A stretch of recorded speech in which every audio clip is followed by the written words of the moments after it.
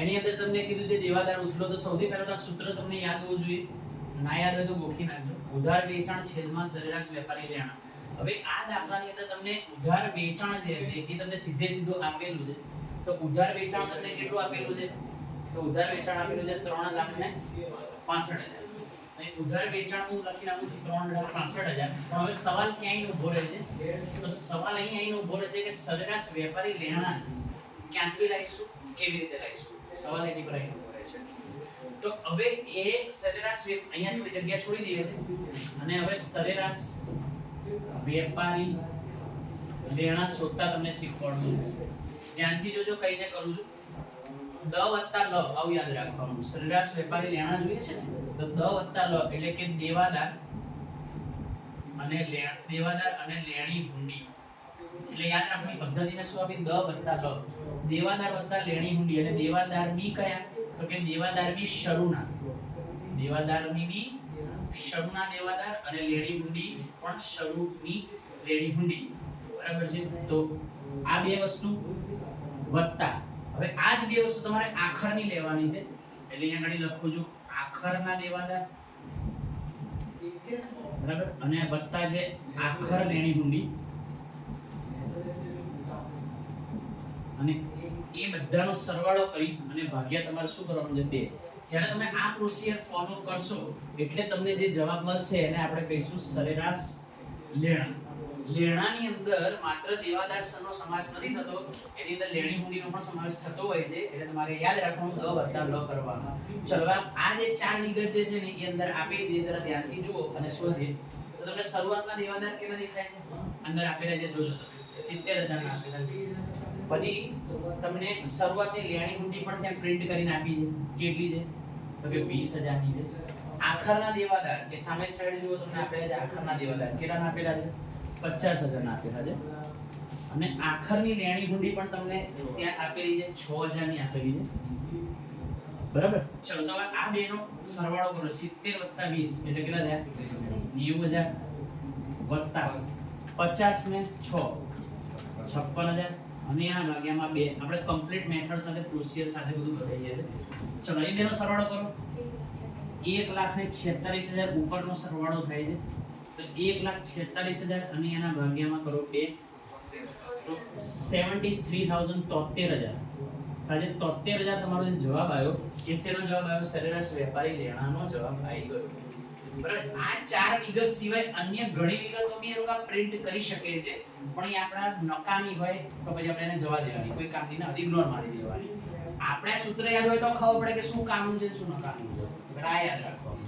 ચલો હવે એની આપણે ફિલઅપ કરીએ તો 73,000. તો મીંડા કટ કરો. આ મીંડા કટ થાય. જવાબ શું આવે છે? 365 ભાગ્યા 73. 5 જવાબ આવે છે. 5 વખત જવાબ શું આવે છે તમારો? 5 વખત. આ દેવાદાર ઉથલો આવ્યો, હજી સંપત્તિઓ નથી. હજી તમને બીજે 3 જવાબ શોધવાના કીધા છે, એ ગણીશું પછી સંપૂર્ણ થશે.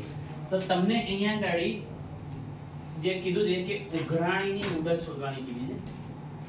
ઉઘરાણીની મુદત, અને એ ઉઘરાણીની મુદત જે છે એ તમને દિવસમાં કીધી છે શોધવાની. બરાબર છે? પછી એ તમને અઠવાડિયામાં પણ માંગી છે અને એ તમને માસ એટલે કે મહિના પ્રમાણે પણ માંગી છે. તો પહેલા તો દિવસ પ્રમાણે શોધીએ છે. તો જોઈ લો ભાઈ, તમને આમ વર્ષના 365 દિવસ હોય, બરાબર છે? કશું ના કે તો 365 જ વાપરવાના, પણ તમને મથાળામાં કહી દીધું છે અહીંયા રકમ માસતી વખતે તમારે ધ્યાન આપવાનું. રકમમાં કીધું છે કે વર્ષના 360 દિવસ છે, બ્રેકેટમાં લખેલું છે, એમ માનીને ચાલો. તો પછી અહીંયા લખીશું આપણે 360 દિવસ, 360 દિવસ અને એના છેદમાં 2 એટલે કે દેવાદાર ઉથલો.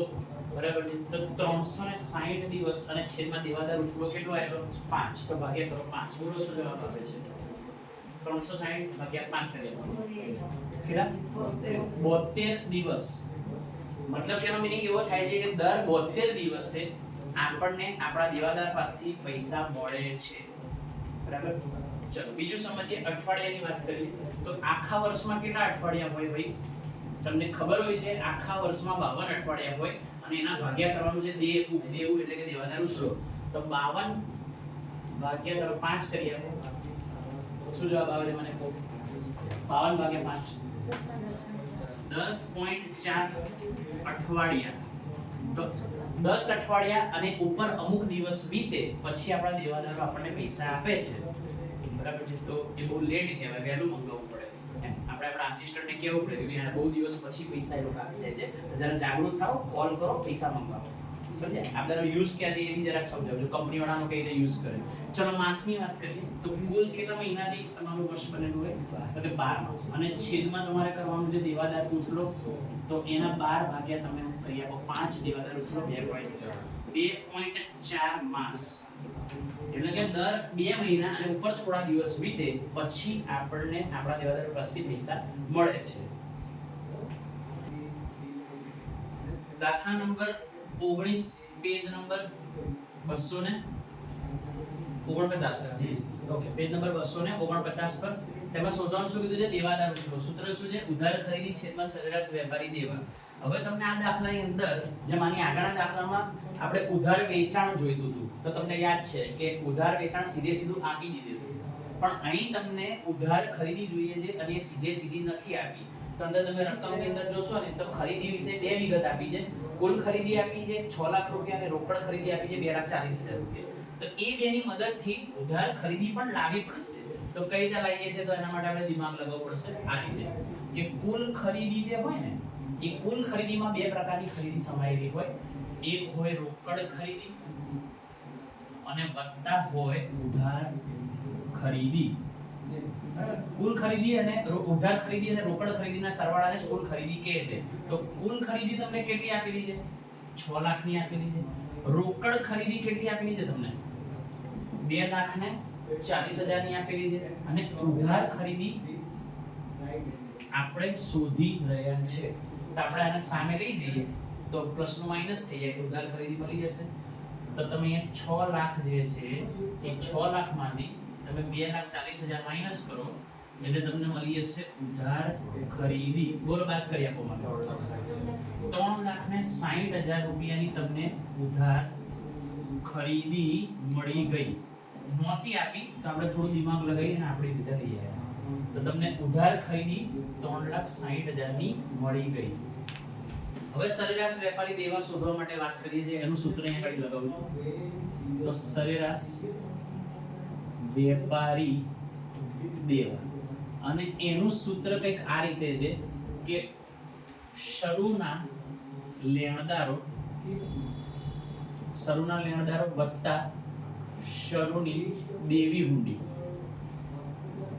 બરાબર. અને આ જ વસ્તુ આપણે આખર માટે લેવાની, પ્લસ આખરના લેણદારો અને આખરની દેવી હુંડી, અને એના સરવાળો કરીને ભાગ્યમાં 2 લેવાના છે. તો આ રીતે તમે ફોલો કરશો એટલે તમને સરેરાશ દેવા મળી જશે. હવે અંદરથી જો સરની બાકી આખાની બાકી બધી આપેલી છે, એમાંથી ફિટ કરતા જઈએ. તો તમે સરની બાકીમાંથી લેણદાર જો તો 45,000 ના છે. લેણદાર કેટલાના છે? 45,000. ચલો 45,000. અને તમને ત્યાં શરૂઆતની દેવી હુંડીની બાકી આપી હશે 15,000 ની છે, તો અહીં મૂકી દીધું 15,000. એ જ રીતે આખરની વિગત આપી છે. બોલો આખરના લેણદાર 40,000 અને આખરની દેવી હુંડી 20,000. ઓકે, તો પહેલા આ રીતે ફિલઅપ કરી દીધું. એની અંદર અન્ય વિગતો હોય નકામી હોય યુઝ ના થતી જવા દેવાની, આટલી કામની છે. સરવાળો કરો. ચલો 45 ને 15 એટલે કે 60,000 વત્તા 40 20 એટલે કે 60,000 અને એના ભાગ્યામાં 2. તો 60 1,20,000 એના ભાગ્યામાં 2 એટલે પાછો જવાબ તમારો શું એનો ઉભો રહેશે? 60,000. તો 60,000 જે જવાબ આવ્યો એ તમારો શેનો જવાબ આવ્યો? સરેરાશ વેપારી દેવા. અહીં મૂકી દઈએ 60,000. તો કેટલી વખત આવે છે? ચલો ભાગાકાર કરો. 6 વખત. આજે 6 વખત જે જવાબ આવ્યો, 6 વખત એ લેવું મળ્યો. લેણદાર ઉથલો, ટૂંકમાં એને લેવું કહેવાય. શું કહેવાય એને? લેણદાર ઉથલો. અને હવે આપણે ચૂકવણીની મુદત બી માંગી છે. અને ટાઇટલમાં લખેલું છે 360 દિવસના આધારે ગણવાનું, જે મથળામાં લખેલું છે. તો જો દિવસ જે છે ચૂકવણીની મુદત દિવસમાં જોઈએ તો 360 દિવસ ભાગ્યા લેવું, અઠવાડિયામાં જોઈએ તો 52 અઠવાડિયા ભાગ્યા લેવું એટલે કે લેણદાર ઉથલો, અને માસમાં જોઈએ તો 12 ભાગ્યા 12 માસ ભાગ્યા લેણદાર ઉછળો. હવે એને એપ્લાય કરીએ છે તો 360 અને લેણદાર ઉછળો કેટલા મળે 6 કરો કાકા 60 દિવસ. ચાલો પછી 52 અઠવાડિયા અને એના ભાગ્યા કરો 6 કેટલું 8.67 અઠવાડિયા પછી આપણે ચૂકવણી કરીએ છીએ અને 12 અને એના ભાગ્યા 6 એટલે કે 2 માસ દર 2 માસે આપણે ચૂકવણી કરીએ છીએ.